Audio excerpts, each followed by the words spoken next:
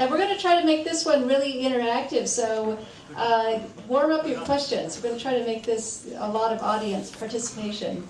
So you get to ask all these, really tough questions of the bankers and the lawyers here. Not too tough. We are lawyers. We provide services.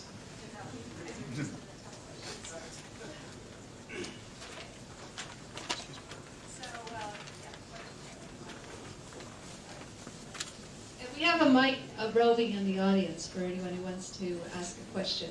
By the way, I want to also remind you that we have Wi-Fi in the room, and the code, I think you probably saw that as you walked in. But if you want to tweet or WeChat during the event, we're at Silicon Dragon and also my personal art. Okay. So, Timothy, you mentioned that you worked on some really, really tough deals. What comes to mind as the toughest deal that you've ever worked on? Well, I have been in the legal practice for many years. This is actually my 20th year at my firm, City Austin. And I've done quite a few IPOs, a lot of PE transactions as well, such as Series A, B, C, whatever you mentioned, and also quite a few M&A transactions. I'm really impressed with quite a few of these tech chat presentations. I feel the one biggest mistake, I have to echo what Alan said just now. One biggest mistake for an entrepreneur to make in the whole process is your honesty. You have to really follow your heart, honestly. Sometimes it's kind of an innocent mistake, right? I mean, you want to expand. You are just aggressive. But then just have a sense where you're going and what the speed you should be moving forward. Yes, I've done quite a few transactions, and I'm in a massive restructuring for a solar company right now. And solar companies have been growing very fast over the years. And some of them have met with terrible difficulties these years as well. And we are hoping to save a listed company as a whole in the end. I cannot say more about it, but then that's what I've been working on. What's keeping you busy these days? I've been very busy. Clearly, the market is very hot in China and also globally. Our firm is my background is very, very interesting. I was an entrepreneur by nature, so I was supposed to be sitting here and talking about starting companies, raising money from VCs, and getting the company public, which we did in 1999. So very entrepreneurial, but also, later on we find that helping entrepreneurs to grow and to be entrepreneurs in terms of investment banking, helping them to raise capital, to do merger acquisition, and also invest is very, very important. So the first thing that I did was, my wife was one good example, and we started a company before, and she became an entrepreneur, and yesterday she sold her company for $290 million US. So it's good, yes, yesterday, so it's a good thing for her. So, it's good, good long journey. What's the company? It's a Silicon Valley-based global communications company.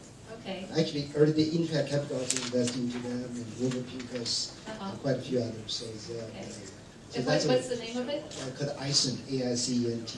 Okay, wow. So clearly from our family, so from the as a basic per se, clearly it's just we're also involved in some of China's very well-known merger acquisitions and fundraising, etc.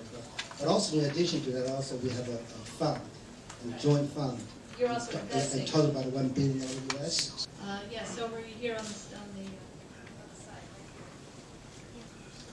And please identify yourself so we know the context of the question. Okay, this is Ivy. I want to raise another question. Ivy from? I'm from Intertrust. But actually, I want to raise a question to Mr. Chen from a perspective of an entrepreneur. speaking, because you also spoke that speed is everything in this in the internet industry.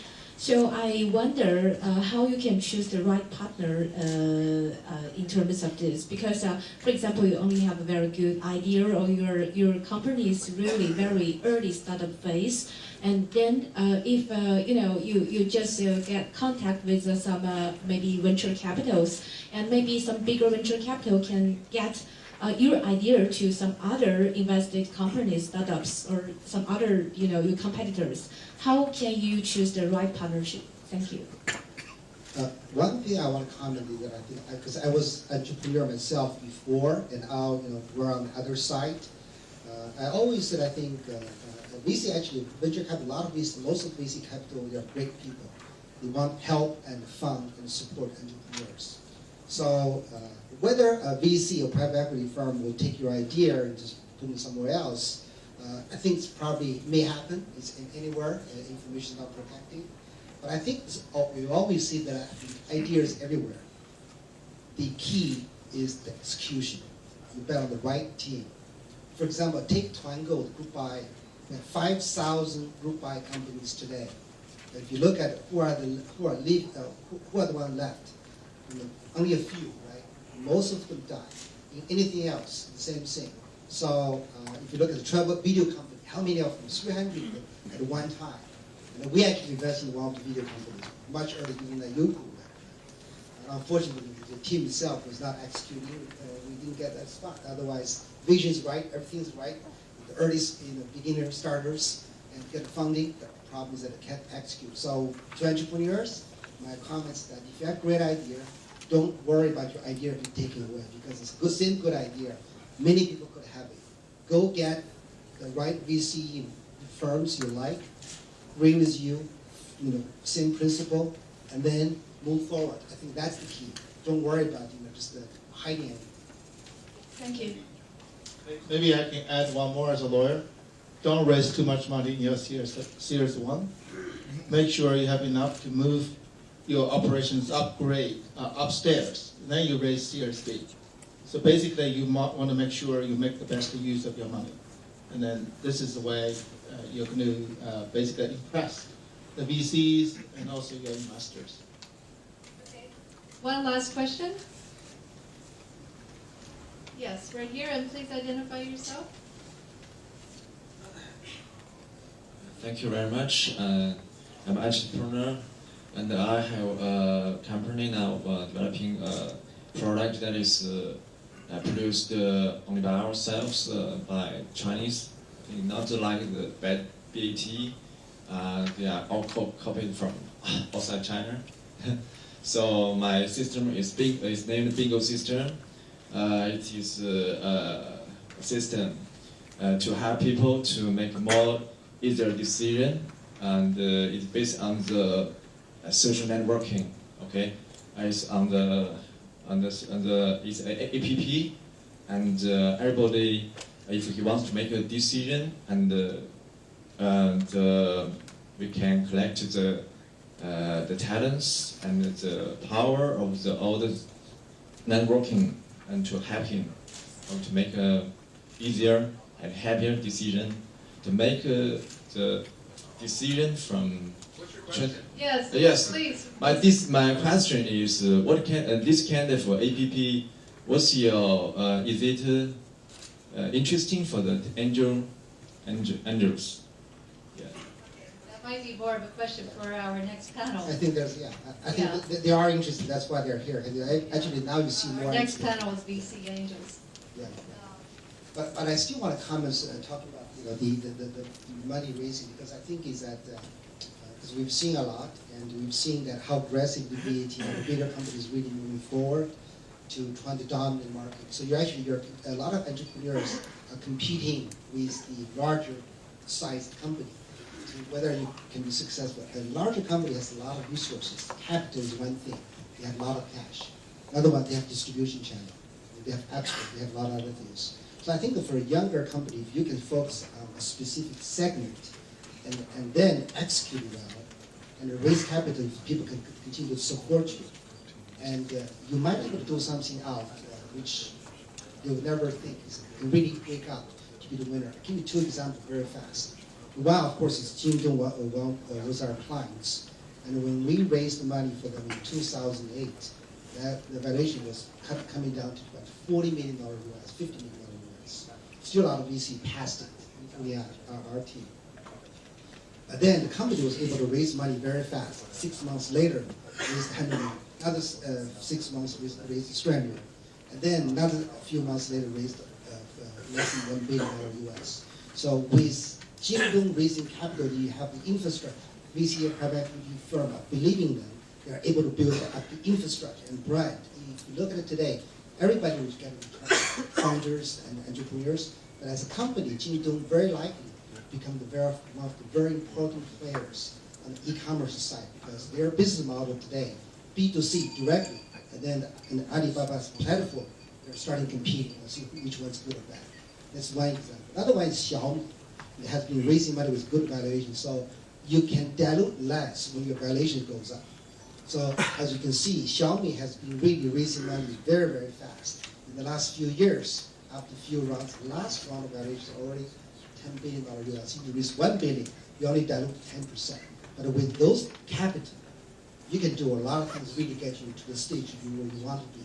Because otherwise, like some good idea coming in, are the bigger players who use the capital resources, they can very, very quickly get into that particular stage. So in really today, everything has changed, and a lot of things have changed because the recent opening of the IPO market in the United States also get everybody excited, investors, entrepreneurs, but also the public market. So I think it's a great time for entrepreneurs today to get you capital, get you food and the money, and to be really fighting for that specific spot. Because still a lot of verticals are going to happen. Because now we have platform, but for the industry in China, we call it 产业互联网, the industry like 车联网, car related, etc., machine to machine, healthcare related, vertical. There's still a lot of opportunities right over there. Timothy, anything you want to add? No? Okay. Okay. All right, we're going to wrap up the Dealmaker panel now. You'd have to pay a lot of money to get this much time with them usually, so let's give them applause for being here and offering their words of wisdom to our audience. Make good use of the New York Stock Exchange and the U.S. capital markets. Don't ruin it. Okay, let's keep the trust high of the Chinese companies. Yeah, exactly. We've already been through that one, haven't we? Thank you.